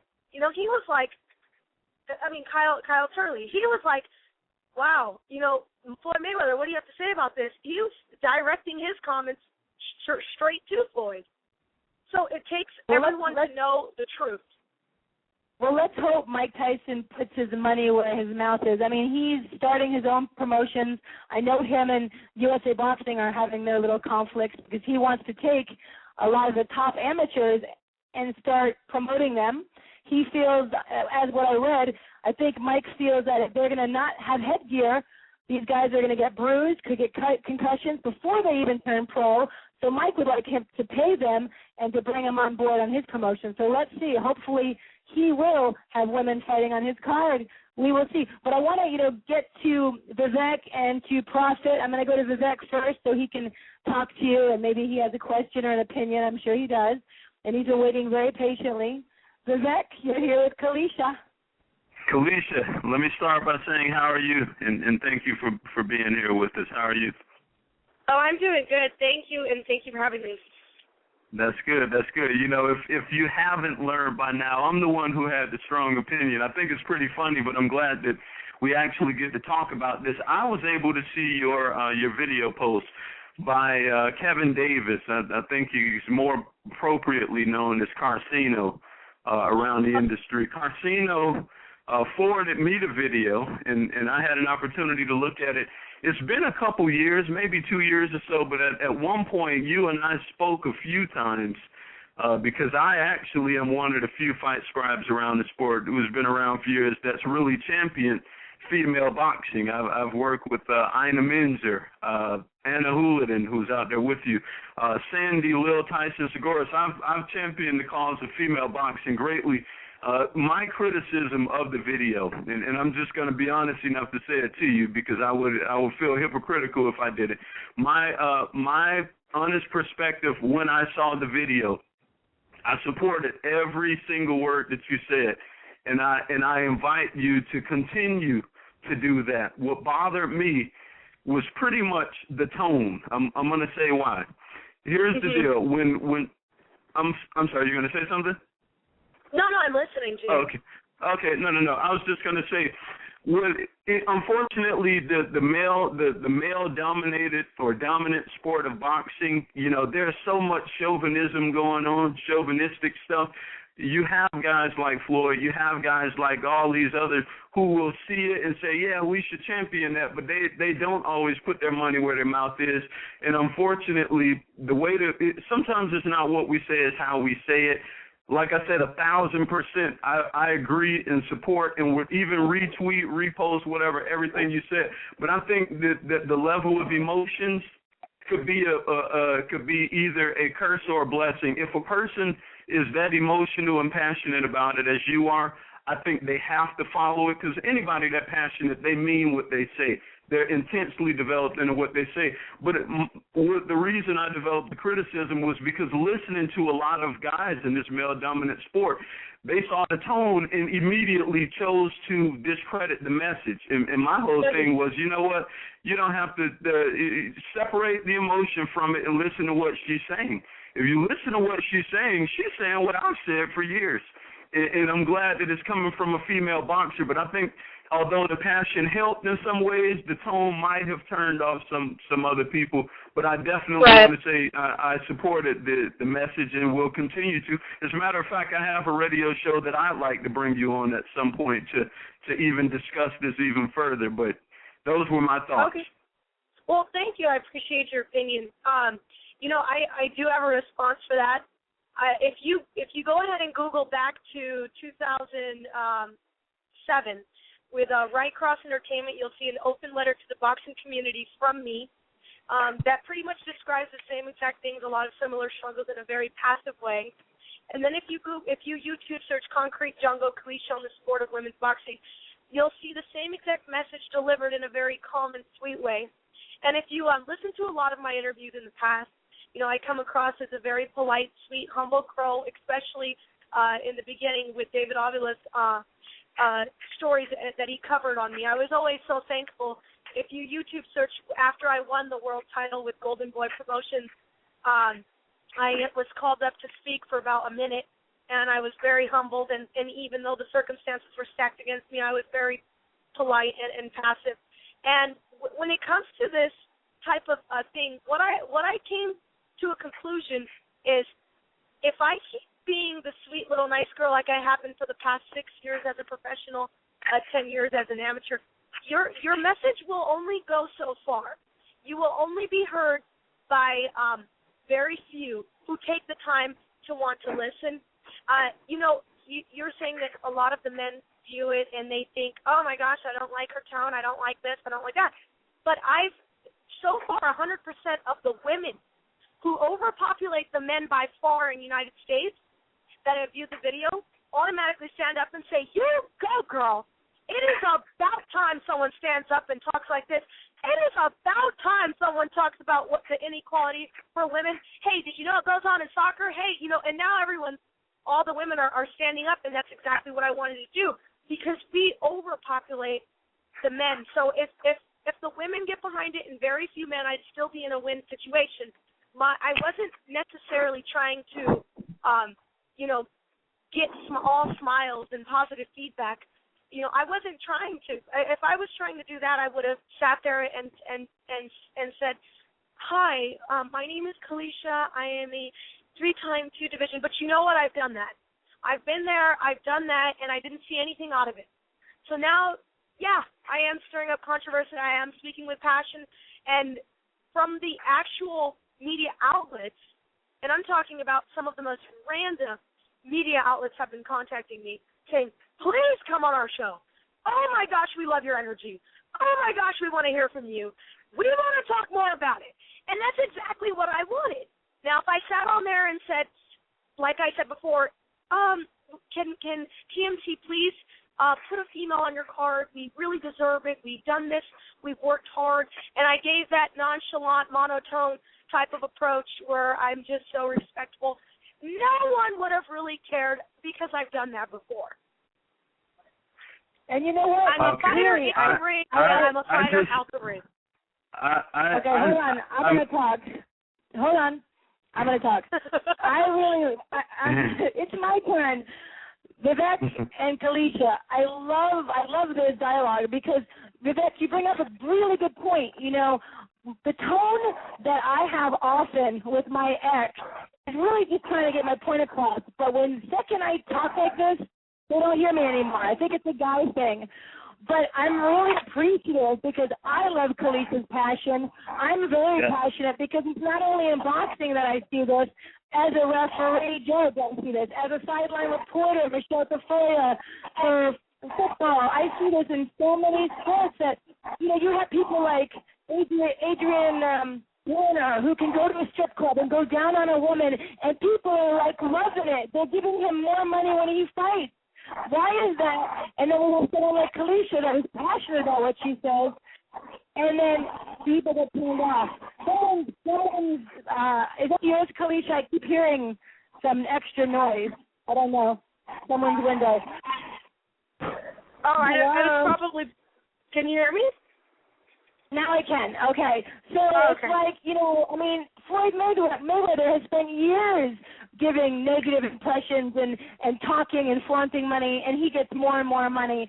So then we have a woman, I should say, who wants to stand up and be passionate, and then guys get turned off and don't hear it because of the tone of voice. It really, that stinks, and it bothers me. And like you said, women are the majority in this country, so I'm hoping we can come together. And you mentioned soccer. Women's soccer went through the same thing, probably every single sport. So the more shows you go on, Kaliesha, the more that you talk about this, then the more change. Because for a while, like you were saying, we had Lucille Riker that was being televised, then Mia St. John took over, Christy Martin, and then it stopped. So, I got to give the box. Go ahead. Well, and then I have to give the boxing profit a chance. Here's the thing, Christy. Everyone always wants to bring up that era of women's boxing when Lucille Riker was on. Christy Martin, Chevelle Hallback even had some airtime, Layla Ali. And they want to bring up that era of boxing, but what they don't want to capitalize on is the fact that women was televised. But number one, Mia St. John was not boxing televised. She was a slideshow. She was being put on for entertainment, and that was it. She wasn't being looked at as a fighter. She was being looked at as a beautiful woman who can fight. That's entertainment, and that's all they did. There was no promotion behind these women.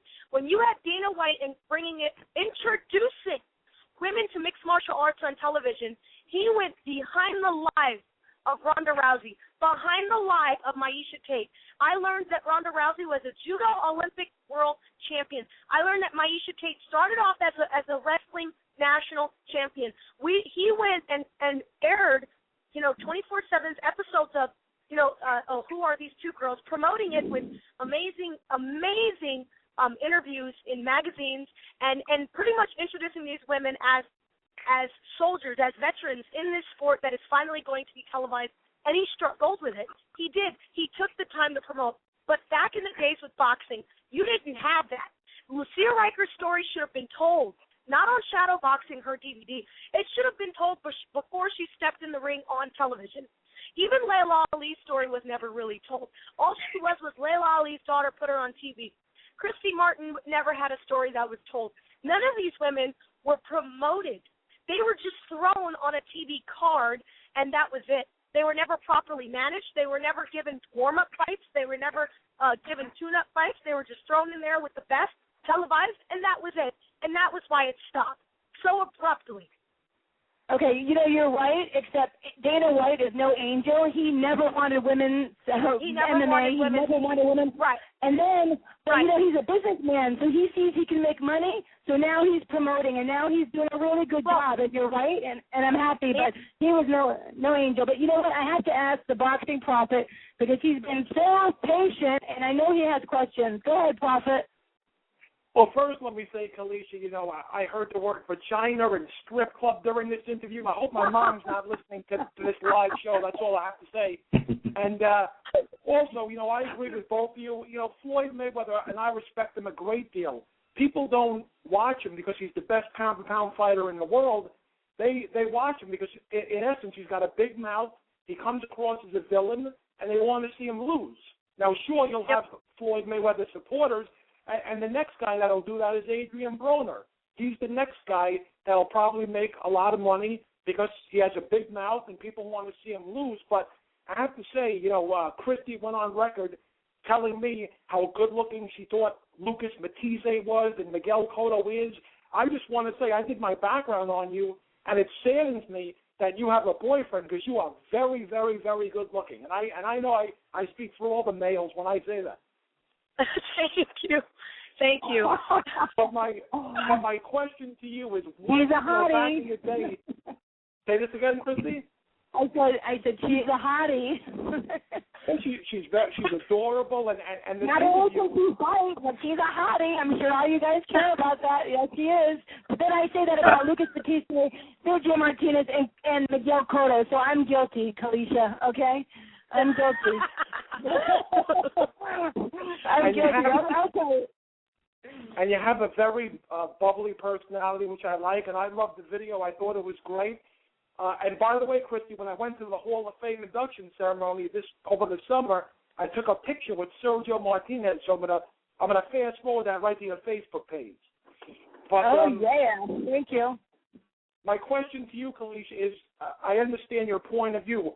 If you were playing a promoter, what fight do you think can be made, whether it's HBO, Showtime, any local network, or, dare I say, pay-per-view? What fight could be made right now in women's boxing that would be, notable to talk about, like Christy Martin against Mia St. John or Christy Martin against Layla Ali? What fight do you think was the top? Are you ready? Yes. Thank you, Christy. Thank you. The only loss on my record. Yeah. The only loss on my record. Kaliesha West and Ava Mount. We want to see that again. The number one headline fight that should be televised on HBO pay-per-view. If you look at the rematch that everyone talks about, anyone who was there and witnessed it firsthand, ask them. Ask Big Red, ask Concrete Jungle, ask them. They all said the same thing. That was like watching the female version of Joe Frazier versus Muhammad Ali. They were at the edge of their seats the entire fight. You have Ava Knight, who goes to Mexico and knocks out girls cold to win her title. Cold. And then you have me, who's so fast and so good and so skillful that she gets so frustrated that she can't hit me. Who wouldn't want to see that fight? pure entertainment. That's pure skill, and it's exactly what people need to see. And we aren't the only one, and there are plenty other females out there who can have a matchup just the same, whether or not they're flying in from another country versus USA. And you There's fought a lot Devon. of great matchups. Hold on a second. Let's tell everyone that you fought her twice. So the first time you lost, and then the second time you got a draw. That's correct, right? Yeah, the second time it was a draw, but she knows I won that fight. Okay, so which fight? Was it both fights for the great ones, or would you think the second one was the better one? Oh, the second one was by far the better fight, in my opinion, because the first one was only 8 rounds. We were both young. We were doing great in the beginning of the fight. It was 3-3, and then the last 2 rounds I fought with a lot of emotion. I felt like I needed to knock her out to win. Someone in the crowd was yelling out, "You need to knock her out to win," and it was 3-3, and I didn't know that. So it ended up being a street fight the last 2 rounds, toe-to-toe, blow for blow. But if you watch the second fight, you see nothing but pure skill, and you're thinking, oh, my gosh, if she gets caught by that right hand, she's going down. Oh, my gosh, she almost missed that. She almost got caught by that. It left you at the edge of your feet. You're seeing 2 grown women who grew in the sport of boxing and met with each other at the primes of their career when we fought that 8-rounder. But the second fight was when they were mended and ready to put on an amazing, amazing fight. Kaliesha, hold on a second. I want to take this call who's been waiting forever. So let's see. Hold on a second. Let's make sure someone's here. Hi, this is Christy on Real Combat Media Boxing Radio. Are you there? Hello? Hi, are you still there? Yes. Are you there? I'm Hello? here. Do you want to ask a question for Kaliesha? Hello? Yeah, I do have a couple of questions. What's your name? My name is Gary. Hi, Gary. Hi, Gary. Kaliesha, guess what, girl? You have totally. What's up? You amazed me the first time I ever met you, and tonight you are totally blowing me away. You rock. Keep doing what you're doing. Thank you. That's statement number 1. Statement number 2, I work for the promotions that your rematch was on. That was not 2 female boxers. That was 2 professionals going at it. Thank you for coming in and sharing that. Thank you. Yes, everybody was on the seat, and half of us were try to crawl up on the ring to get closer. My question for you, I'm going to change the subject just a little bit. I need to tap into your brain. I've got a young 18-year-old girl who's doing her 5th fight, and she's going next week, and she's just going through the mental jitters. What do you do? You know what? I don't know her from a grain. I don't know anything about her, but do let her know that the personality that you need to have in the sport of boxing, being a woman, is that of mental toughness beyond words, to where you do not take no for an answer. You have to basically tell yourself that you will have to kill me to stop me. Because if you go in there and you say, oh, darn, you're mean, I can't believe it, I quit. If you go in there being weak, you're going to get slapped around, taken advantage of, in and out of the ring, and you cannot be that. And you have to be stronger than the one in front of you, stronger than the one next to you, and stronger than everyone around you, because being a female in a male-dominated sport, it's not only physical toughness, but it's mental toughness, and you're going to get the critics everywhere you go, but overcoming it makes the victory that much greater. Let her know that. Amen. I'm going to let her know that right now, because she's at work and can't talk to you, but really wants to. Well, tell her when she does it, tell her to just look him in the face and say, told you so. Ha ha. Because that's what I like to do. I mean, I like to prove everyone wrong. And you're doing a great job of that, man, girl. Thank you very much, and I'm a huge fan. Thank you so much. All right. Take care. Gary, thank you for calling Real Combat Media Boxing Radio. We appreciate it. Bye-bye. Bye. So, Kaliesha, you are awesome. I could actually sit here and talk to you all day, but, we have to get to these topics, and I want to thank you so much for coming on today. You've been great. Yep. Thank you for having me again.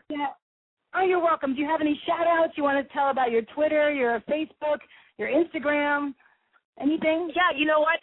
I do. I want everyone to know who's listening that they need to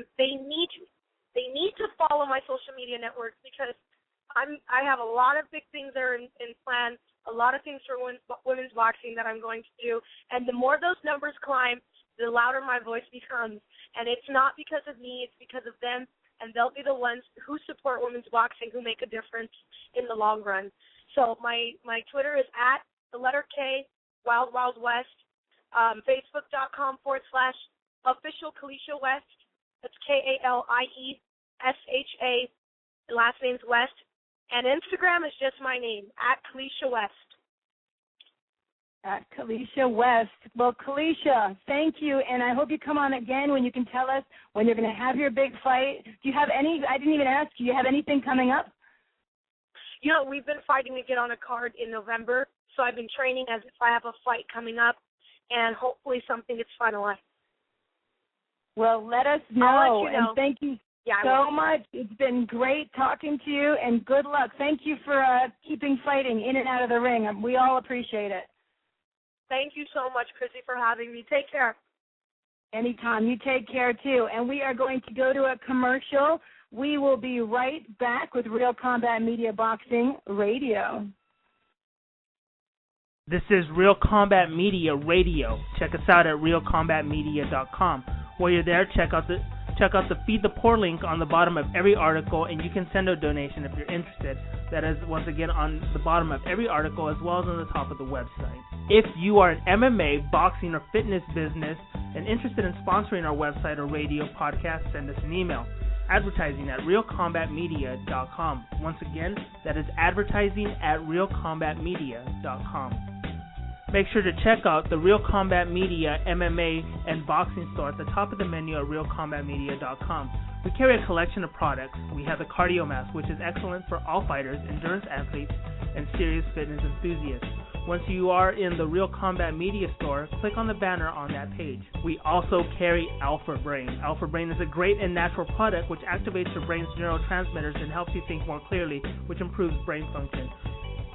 You can also purchase the world's healthiest plant protein, which comes from hemp. There are many other products online on the online store, and click on the On It banner at the Real Combat Media store, and you can purchase Alpha Brain and other health products.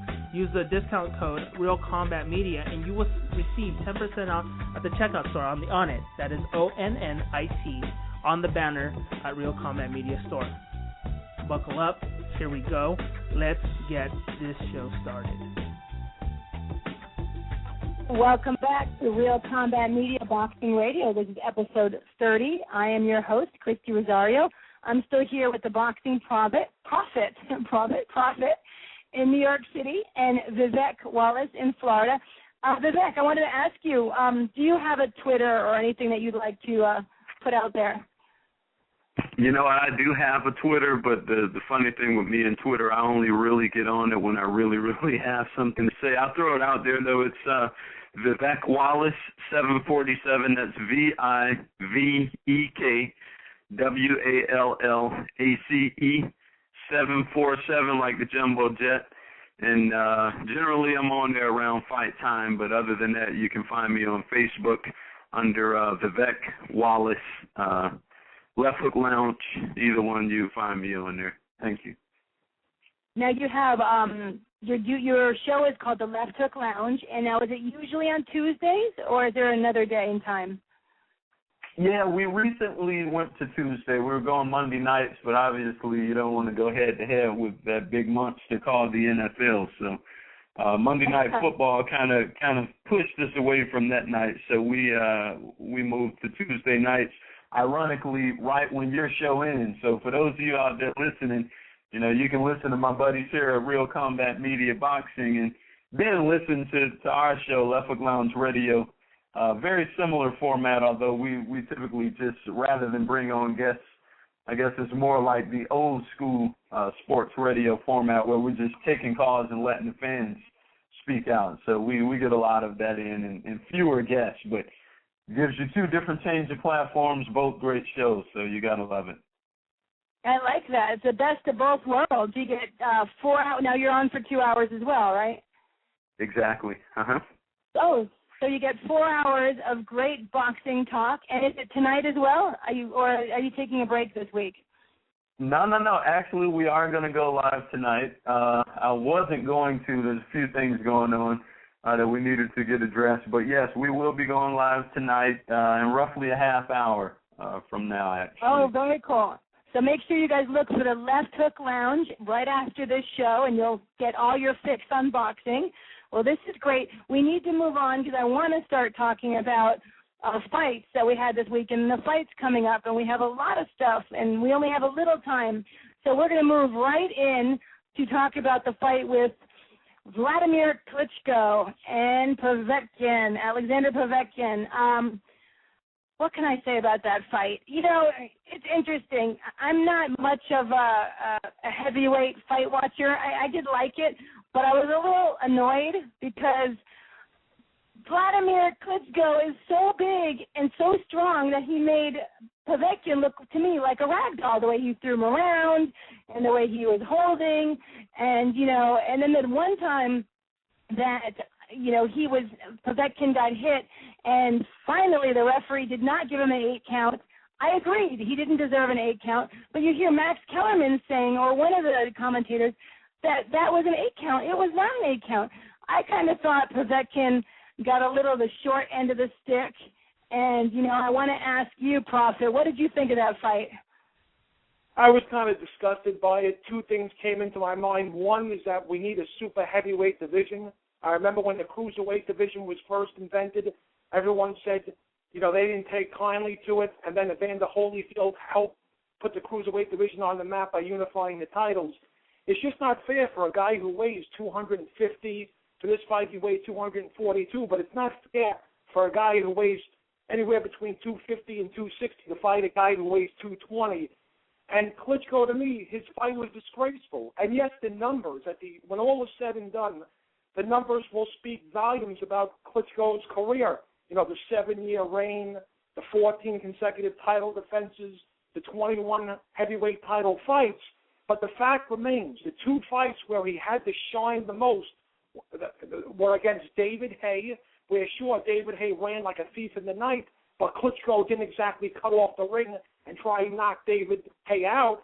And then he fought Povetkin, who I thought got a gift decision against cruiserweight champion Marco Huck.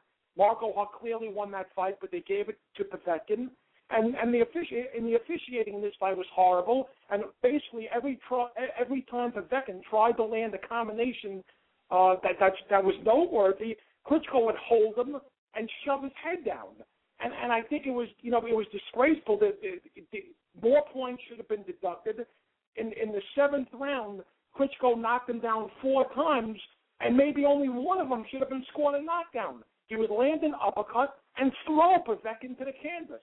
He would land a right hand and shove Povetkin to the canvas. And Harold Lemon says it's a 10-6 round, and everyone's ranting and raving about how Povetkin keeps on going down. Most of those knockdowns, he just violently shoved Povetkin down and imposed his height and his weight. And let me tell you something. There was a moment in the 12th round when Povetkin nailed Klitschko with a right hand. I think it was about with a minute left. And Klitschko just threw him down to the canvas. And Max Kellerman said that Klitschko was afraid of getting disqualified. If Luis Pavone had any cojones, I would have had no problem with Vladimir Klitschko getting disqualified and Alexander Povetkin becoming the new unified heavyweight champion by virtue of disqualification. You know, he only warned him. He warned him 2 or 3 times for holding his head down. He finally deducted a point off of Klitschko's scorecard in the 11th round. And here I read via social media what a dominating, underrated champion Vladimir Klitschko is. Please, don't insult my boxing IQ. Call me live, 347-324-5998. Debate this topic with Christy and I. Use my Facebook page, my Twitter account, whatever. It's absolutely disgusting. Klitschko's performance was horrible, and this is why Klitschko fights do not get televised often. on HBO and will never make it to pay-per-view. What happened this Saturday was an atrocity for all boxing fans, particularly those that follow heavyweight boxing like I do.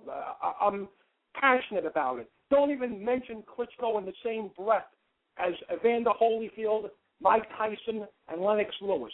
What I saw Saturday night, Christy, was disgraceful. Or Saturday afternoon, I should say.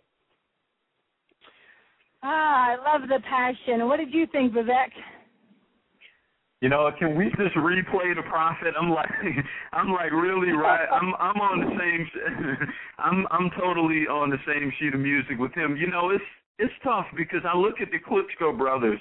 And Vitaly, I think you can match, and some people are probably going to laugh when I say this, but just being very honest about it, I think with the dynamics and his aggression, you could place him anywhere in the history of the heavyweight division, and he could make a name for himself. He's that good.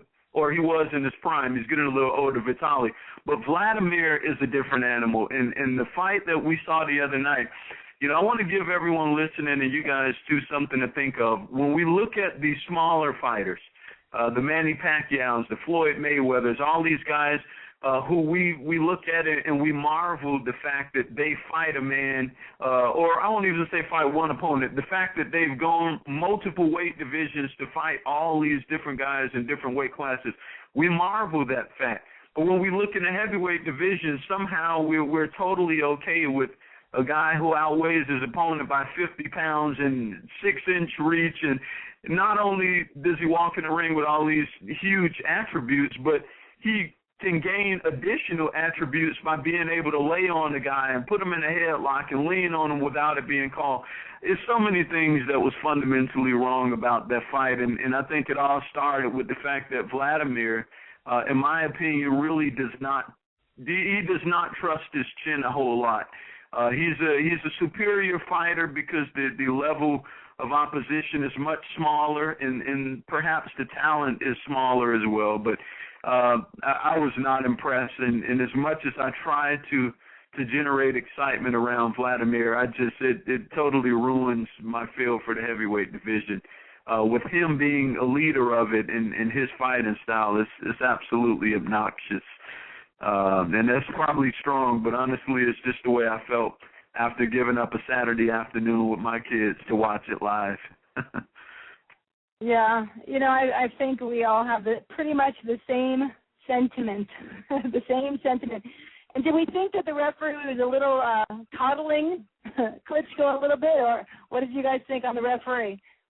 Not that I like to get on referees, but did you think he was kind of siding a little bit towards Klitschko?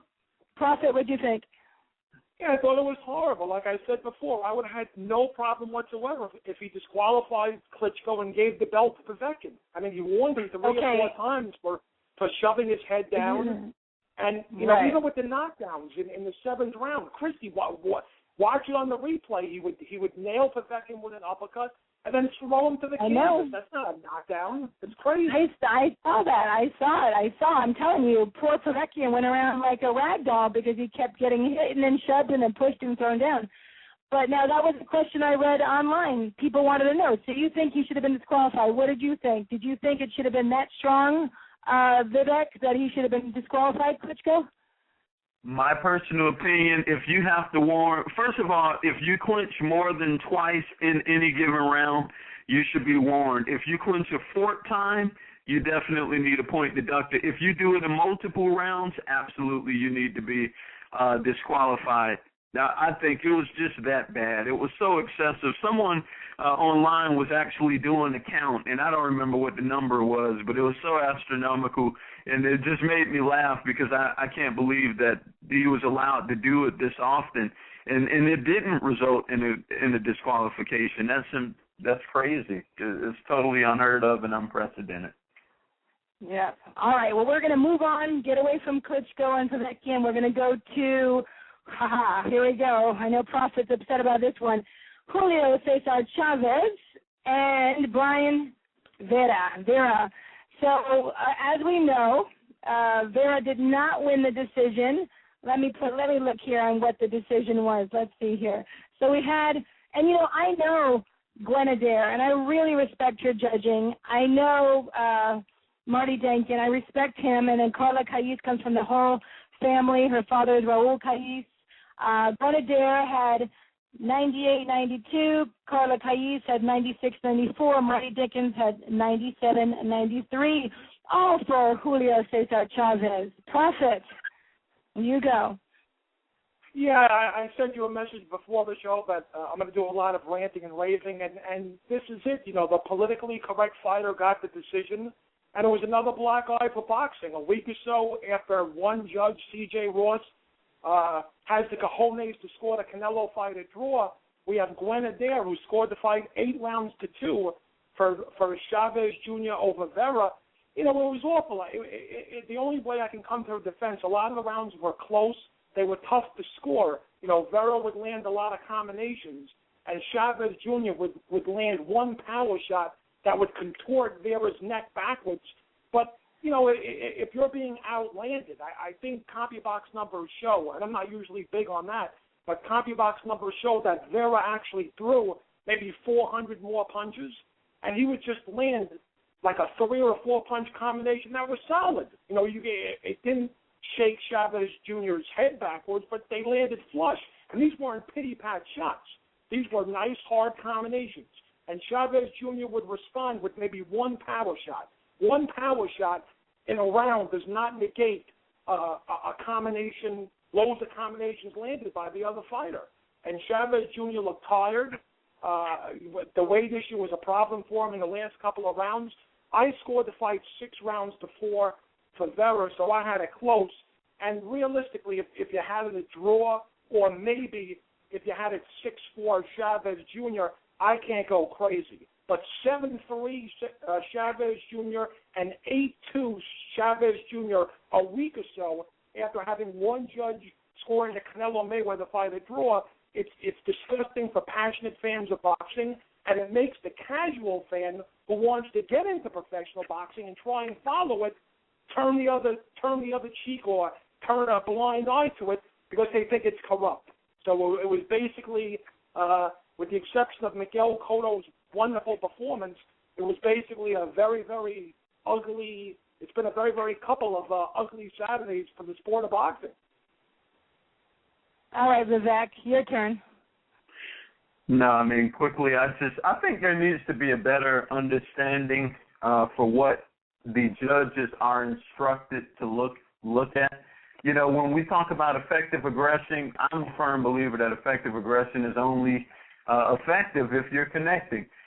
This was a situation where we saw the fighter actually connecting, but, you know, he didn't get the nod. And so many times we see close fights that really shouldn't be close.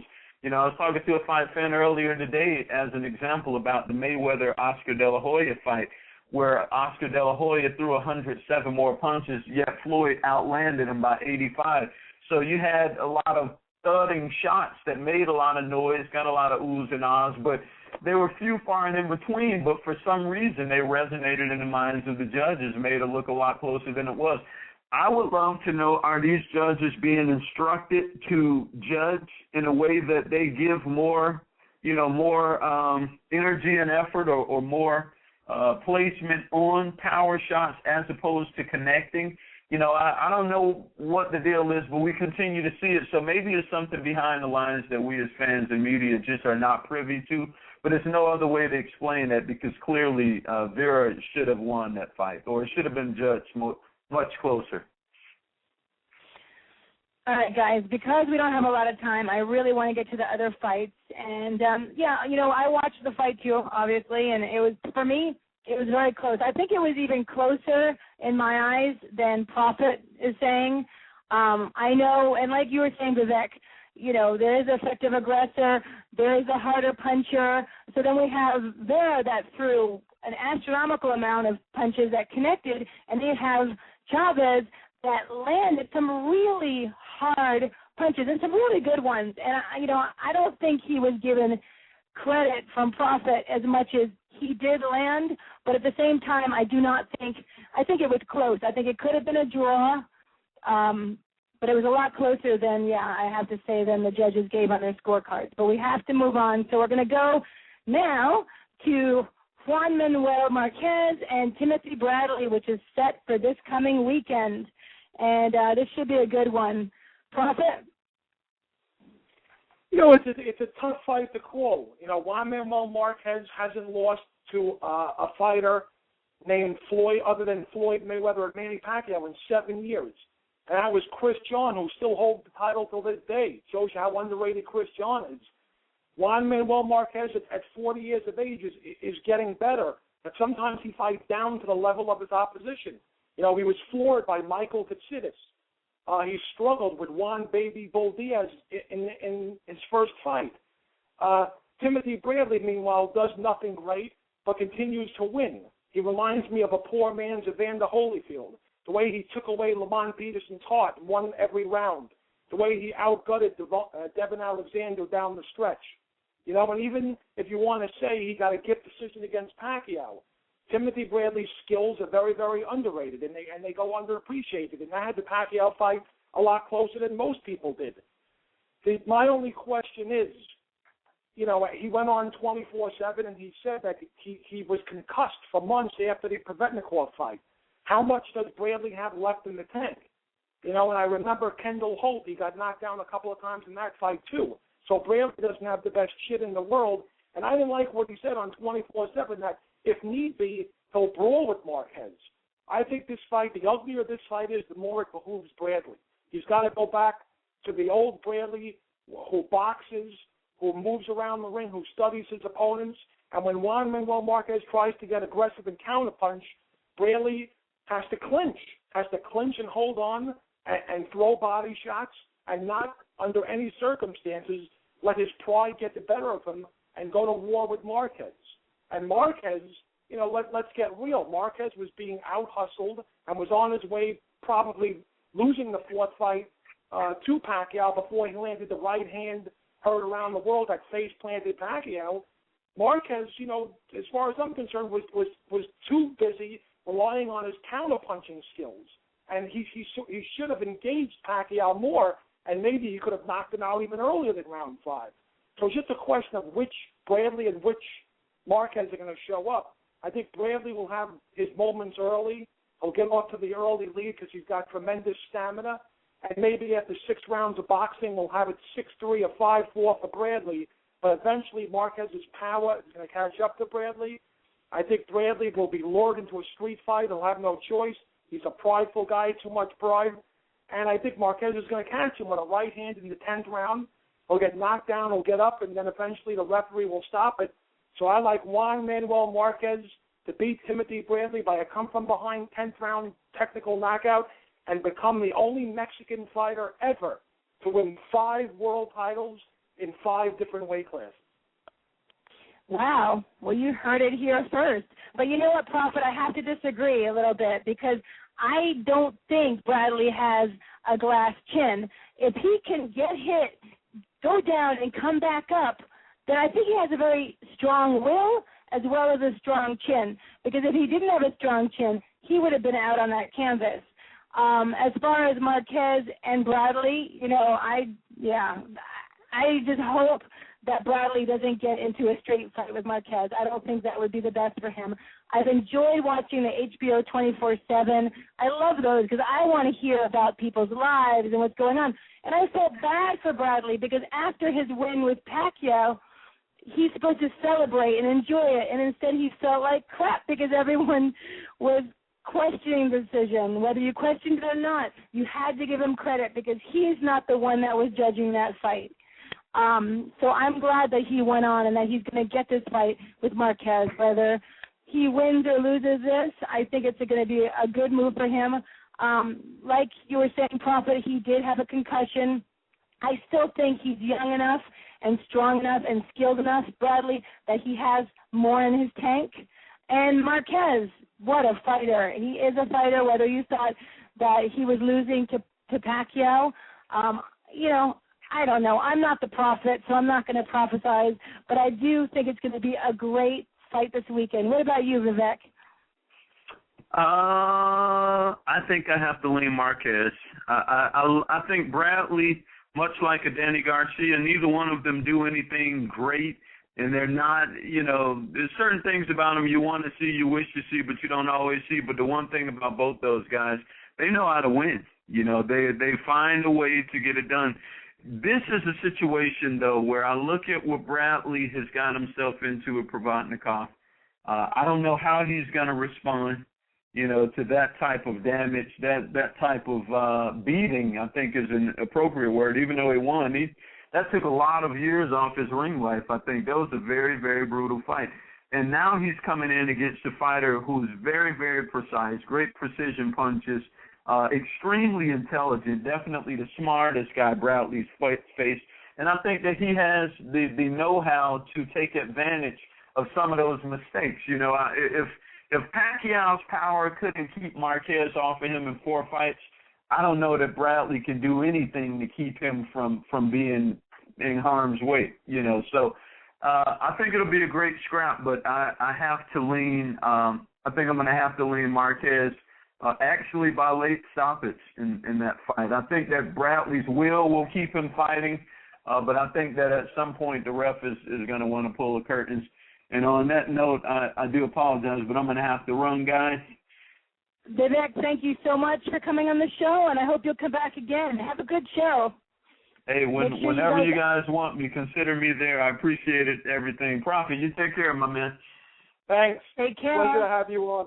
Thank you. Take care, guys. Take you too. Bye-bye. We do have a call, so I'm going to take – bye-bye. I'm going to take the call, see who's there. Hi, this is Christy with Real Combat Media Boxing Radio. Are you there? Hello. 443 area code. Oh, hello? I guess they left in. Oh, you are there. Hello. Hi. Who's this? Hi. You know what? I just thought I was on hold. I was just listening. I don't really have you won't a comment. hold. Yeah, I was just listening, really. I know you're talking about Cotto and the whole Marquez fight.